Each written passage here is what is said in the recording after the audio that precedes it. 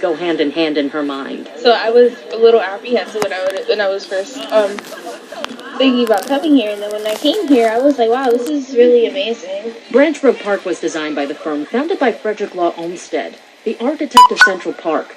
The trees were a gift from the sister of a department store magnate in the 1920s, but many of them died over time, and the county lost money to preserve the park in its original condition.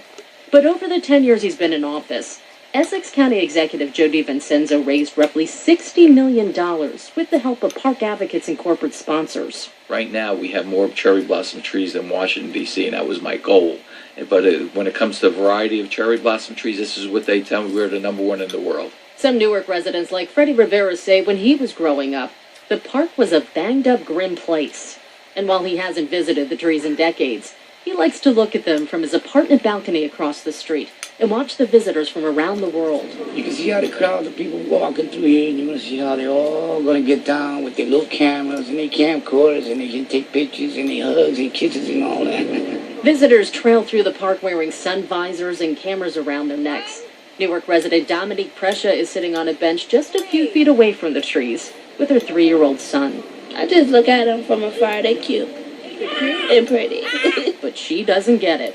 The whole aspect of people just coming to look at trees is weird. I don't see the big deal because you see trees every day. But Japanese native Tomoyaki Ishigaki says what some Americans don't understand is that picnicking under the cherry blossoms reminds him of home and will bring him good luck. We really get anxious when the cherry blossoms start to bloom, so I think that's really something that we always long for throughout the year. It's really the beginning of spring.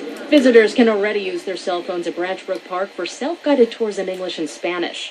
Next year, they're adding Japanese and Mandarin to the list of options. For NPR News, I'm Monica Miller in Newark.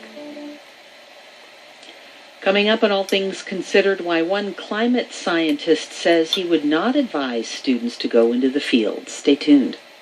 WNYC receives support from With Art Philadelphia, an initiative dedicated to telling the story of Philadelphia's visual art scene, including museums, independent galleries, and outdoor art.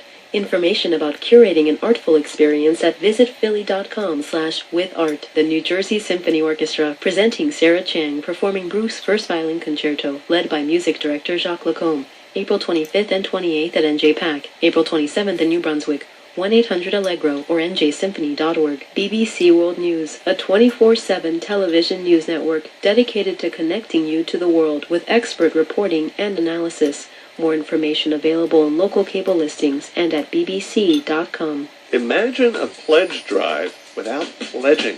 This is Bob Garfield from On the Media, urging you to contribute early to the upcoming WNYC Spring Pledge Drive and help buy back an entire weekend. Here are your favorite weekend programs like On the Media, Wait, Wait, Don't Tell Me, and Weekend Edition without pledge breaks, as nature intended. Call 1-888-376-9692 now or pledge online at wnyc.org. Thank you. Mostly cloudy, breezy, and chilly. The overnight low 42.